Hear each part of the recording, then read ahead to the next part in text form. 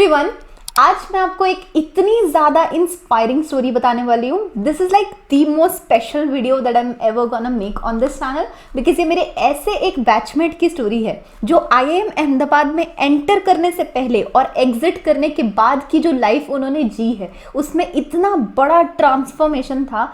And मुझे ऐसा लगता है पर्सनली कि अगर आप MBA करना चाहते हो एंड लेट्स से आपके मार्क्स अच्छे नहीं हैं और ये चीज़ आपको डराती है कि कहीं उसकी वजह से प्लेसमेंट अपॉर्चुनिटीज़ पे इम्पैक्ट तो नहीं पड़ेगा, तो ये स्टोरी आपके लिए बहुत ही ज़्यादा इंपॉर्टेंट होने वाली है. तो लेट्स स्टार्ट. ये एक IITian की स्टोरी है. उनके ग्रेजुएशन में मार्क्स बहुत ही डिसेंट एवरेज थे जिसकी वजह से he had a slight idea कि शायद समर प्लेसमेंट्स में थोड़ी दिक्कत होने वाली है. अब उन लोगों के लिए जिन्हें नहीं पता कि समर प्लेसमेंट क्या होती है, लेट मी एक्सप्लेन कि किसी भी B स्कूल में 2 बार प्लेसमेंट होती है. एक प्लेसमेंट होती है समर प्लेसमेंट जो नवंबर दिसंबर के अराउंड हो जाती है, जिसको हम इंटर्नशिप भी बोलते हैं. ये हर B स्कूल में करनी मैंडेटरी होती है और 2 महीने की इंटर्नशिप होती है. एक प्रोसेस होता है फाइनल प्लेसमेंट जो आपकी पूरे 2 साल की डिग्री कंप्लीट करने के बाद समवेयर अराउंड जनवरी या दिसंबर जब आप ग्रेजुएट होने वाले होते हो उससे थोड़ा पहले होती है. That is your final job placement. अब कुछ लोग ऐसे होते हैं जिनको समर प्लेसमेंट अच्छी मिलती है एंड उनको साथ ही साथ PPO मिल जाता है. PPO मतलब प्री प्लेसमेंट ऑफर, यानी कि कंपनी को लगता है कि आपने अच्छा काम किया है and that is why they give you a job offer. आपको फाइनल्स में बैठने की ज़रूरत नहीं होती. लेकिन कुछ लोग जिनको समर प्लेसमेंट वैसी नहीं मिलती जैसी वो चाहते हैं, उनके लिए फाइनल प्लेसमेंट एक इकलौता ज़रिया है एक अच्छी जॉब पाने का. अब मैं ये सब आपको क्यों समझा रही हूँ, क्योंकि समर प्लेसमेंट किसी भी ऐसे बच्चे के लिए जिसके स्कोर अच्छे नहीं हैं या एकेडमिक मार्क्स अच्छे नहीं रहे हैं, एक बहुत ही मेजर रोल प्ले करती है.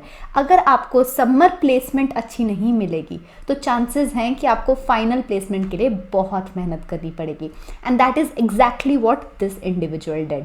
ही न्यू कि उसके एकेडमिक मार्क्स थोड़े से कम हैं एंड ही ऑल्सो न्यू कि उसको कॉम्पनसेट करने के लिए उसकी प्रोफाइल शायद सफिशिएंट नहीं होगी. अब उनकी प्रोफाइल की बात हुई है तो मैं प्रोफाइल के बारे में कुछ बता देती हूँ. Like I said, he was an IITian and उनके पास 2 साल का वर्क एक्सपीरियंस था एनालिटिकल फील्ड में. ये करने के बाद he entered IIM Ahmedabad with the intent कि या तो कंसल्टिंग कंपनी में जाना है या फिर के प्रोडक्ट मैनेजमेंट की किसी कंपनी में जाना है. Now this is a very important point. एक बैकअप होना एक ऐसे पर्सन के लिए जिसके एकेडमिक मार्क्स शायद उतने अच्छे नहीं रहे हैं बहुत इंपॉर्टेंट है. क्योंकि जब हम एक B स्कूल में एंटर करते हैं, खास करके अगर कोई IITian B स्कूल में एंटर कर रहा है, तो उनके दिमाग में ये होता है कि हमें शायद सारी शॉर्टलिस्ट आ जाएंगी. But the competition at a B school is intense. तो आप कभी भी इस असम्पशन के साथ मत जाना कि आप जो भी फील्ड में एंटर करना चाहते हो वो तो डेफिनेटली मिल ही जाएगी. अच्छों को शॉर्टलिस्ट नहीं आती है, which is why you need to have a backup. Now this individuals first preference was consulting.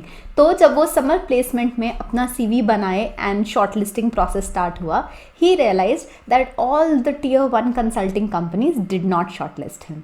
In fact, the company that he finally had a shortlist from, सिर्फ 1 या 2 कंसल्टिंग फर्म से उन्हें शॉर्टलिस्ट थी and उसमें भी majority of them were tier 2 और tier 3.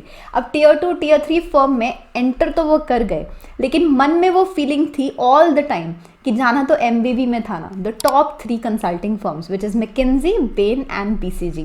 Now this dream is what he carried in his heart from the very day जब summer placement वहाँ नहीं लगी थी जहाँ लगनी चाहिए थी या जहाँ वो चाहते थे कि उनकी लगे.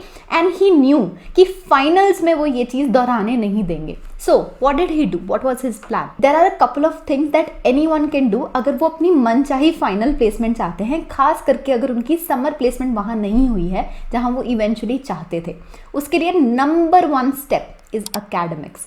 आपके एकेडमिक मार्क्स IIM में या B स्कूल में एंटर करने से पहले कितने भी रहे हों, डजंट मैटर. आपके मार्क्स वहाँ एंटर करने के बाद से लेकर के जब तक आप फाइनल्स में बैठ नहीं जाते तब तक क्या रहे हैं, that is of so much importance. उसका एक क्लासिक एग्जाम्पल क्या है, दिस इंडिविजुअल डिसाइडेड कि ये फर्स्ट ईयर में पूरी मेहनत करेंगे, सारे सब्जेक्ट्स पे फोकस करेंगे एंड पूरी कोशिश करेंगे अच्छे मार्क्स स्कोर करने की. That's what he did. But second year में सबसे बड़ी स्ट्रैटेजी प्ले होती है. वो क्या स्ट्रैटेजी होती है कि आपको सब्जेक्ट्स वो पिक करने होते हैं जिनमें मार्क्स स्कोर करना ईजी होता है या वो आपके स्ट्रेंथ के सब्जेक्ट्स हैं and hence again you can score marks in them. दूसरी स्ट्रैटेजी जो आपको फॉलो करनी पड़ती है दैट इज ग्रुप वर्क। तो IIMs में या बी स्कूल्स में ग्रुप्स में काम होता है। कोई भी प्रोजेक्ट असाइनमेंट आपको इंडिविजुअली नहीं मिलती है, आपको जनरली ग्रुप्स में मिलती है। तो जब आपके फर्स्ट ईयर के बाद बहुत सारे लोगों का PPO लग जाता है तो हो सकता है कि आपको एक ऐसा ग्रुप मिले जहां मेजॉरिटी लोग तो ऑलरेडी प्लेस्ड हैं, तो देन उनका willingness to put in effort in the group projects will be very low, which is why you need to make sure कि वो चीज आपके रास्ते में ना आए। You have to take owners in the groups and make sure कि आप वॉलंटियर करो, आप प्रेजेंट करो, आप अपने मार्क्स बढ़ाने की कोशिश करो इन दोज ग्रुप सेटिंग्स। इसके अलावा क्या करना पड़ता है? इसके अलावा आपको एक्सचेंज प्रोग्राम स्किप करना पड़ता है। अब मैंने एक वीडियो बनाई थी जिसमें मैंने पूरा एक्सप्लेन किया है कि एक्सचेंज प्रोग्राम में क्या क्या होता है, तो अगर आप चाहोगे तो मैं वीडियो को यहाँ लिंक कर दूंगी, आप देख लेना। But that will help you understand why exchange program में जनरली वो लोग जाते हैं जिनका या तो उनको उम्मीद हो कि PPO लग जाएगी या एटलीस्ट समर प्लेसमेंट वहाँ हुई होती है जहाँ उन्हें चाहिए होती है। जिन लोगों को अकेडमिक्स पे काम करना होता है वो लोग एक्सचेंज पे नहीं जाते हैं, तो एक वो कॉम्प्रोमाइज़ करना पड़ता है। एक और मोटिवेशन जो आपको चाहिए that is not listening to the people around. बहुत बार ऐसा होगा कि लोग आपको बोलेंगे ये काम करने से कोई बेनिफिट नहीं होगा, केस स्टडी कॉम्पिटिशन्स तो ऐसे ही है, उससे कुछ नहीं होगा। You have to keep a positive attitude because negativity spread करने वाले लोग कम नहीं होते हैं बी स्कूल में। You have to make sure that you keep your eye on the goal and work according to it. अब क्योंकि एकेडमिक्स की बात हुई है तो लेट मी शेयर कि इन्होंने अपनी जर्नी को कैसे ट्रांसफॉर्म किया। तो जब फर्स्ट ईयर खत्म हुआ था उस समय ही वॉज IR 40। IR का मतलब होता है इंस्टीट्यूट रैंकर। आपका क्या रैंक है एक इंस्टीट्यूट में? हमारे 400 के बैच में जो लोग टॉप 20 में होते हैं, IR 20 होते हैं, उन्हें बहुत अच्छा माना जाता है। पूरी शॉर्ट लिस्टिंग के समय every company is looking to make sure कि ये IR डेफिनेटली उनकी कंपनी में आए। This person at the time of shortlisting of final placements he was IR 1।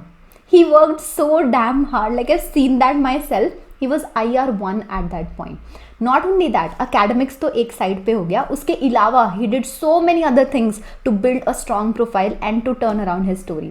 सबसे पहली चीज़ जो उन्होंने की वो था केस स्टडी कॉम्पिटिशन्स लड़ना।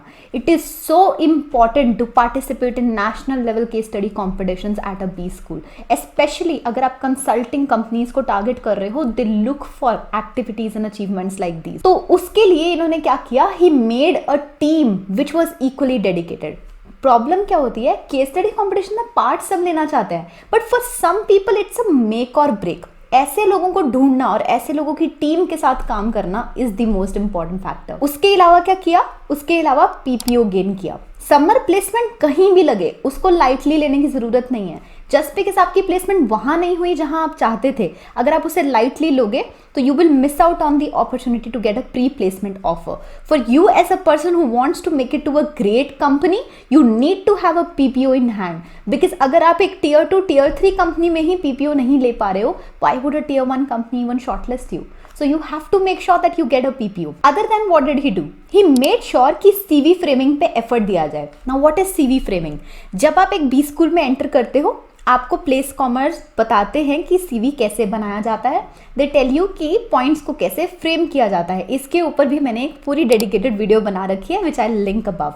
But what you need to know is बहुत सारे लोग ड्यूरिंग समर प्लेसमेंट इस चीज़ को लाइटली लेते हैं। दे थिंक कि कोई बात नहीं, इससे क्या फ़र्क पड़ता है, पॉइंट होना इंपॉर्टेंट है, पॉइंट कैसे फ्रेम्ड है उससे कोई फ़र्क नहीं पड़ता। नो, आपकी बड़ी से बड़ी अचीवमेंट भी कम लगने लगेगी if you don't frame it well. So this individual made sure कि ये बहुत सारे सीनियर से अपने CV को रिव्यू कराएं। तो CV रिव्यू के टाइम सीनियर जनरली रिकमेंड कर पाते हैं कि आपने क्या मिस्टेक्स की हैं और कैसे उसे इम्प्रूव किया जा सकता है, which is Y his CV points, especially of the work ex, were very different during the summers process and very different during the finals process, which must have helped him get a shortlist in the finals as well.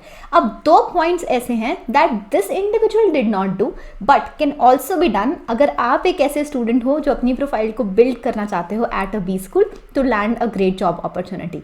One of them is a winter internship. So बहुत सारे लोग जो अपनी field को switch करना चाहते हैं वो एक विंटर इंटर्नशिप भी करते हैं। अब उसका क्या मतलब है? समर्स के टाइम तो आप एक सर्टेन कंपनी में इंटर्न कर रहे होगे, बट मान लो कि आपने मार्केटिंग की कंपनी में इंटर्न किया और अब आपको वो काम अच्छा नहीं लगा, आपको लग रहा है कि मुझे तो कंसल्टिंग कंपनी में जाना है, तो आप क्या कर सकते हो कि during the winters process before आपका फाइनल प्लेसमेंट हो, यानी कि समवेयर अराउंड नवंबर और December, you can intern in a company for about 1 or 1.5 months, जहाँ पे आप मे बी एक बुटीक कंसल्टिंग कंपनी में ज्वाइन कर सकते हो या फिर किसी भी नॉर्मल स्टार्टअप में इंटर्न कर सकते हो विद अ स्ट्रैटेजी रोल, ताकि आप वो स्विच को पॉसिबल बना पाओ. So that is another thing that can be done. One more thing that this individual did not do but you can do is a position of responsibility.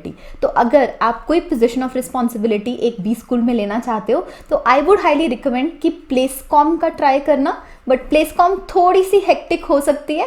तो अगर वो नहीं तो स्टूडेंट यूनियन में कोई भी पोजीशन को लेकर के आप एक अच्छा सीवी पॉइंट बना सकते हो. So these are the broader things जो आप कर सकते हो अपनी स्टोरी को टर्न अराउंड करने के लिए. बाय द वे, मैंने इतनी बकबक तो कर दी पर मैं ये बताना ही भूल गई कि इवेंचुअली रिजल्ट क्या रहा. So he made it to one of the MBB companies which is McKinsey Bain BCG. अब वो किस में कन्वर्ट हुआ था वो तो मैं नहीं बता सकती to protect that person's privacy, but what I would tell you is that this is the most inspiring story that I have ever heard on campus. And मुझे पर्सनली ऐसा लगता है that he actually represents the quote that I've written behind me कि impossible is for the unwilling. तो आप में से वो लोग जिन्हें लगता है कि अगर लो एकेडमिक्स हैं तो फाइनल्स में कुछ नहीं हो सकता या फिर के फ्यूचर ब्राइट नहीं है, it's just because you are probably not willing enough. Because जो विलिंग होते हैं वो मेहनत भी करते हैं और वो पहुंच भी जाते हैं. So thank you so much for watching this video. I wish you all the very best. I hope you have a good day.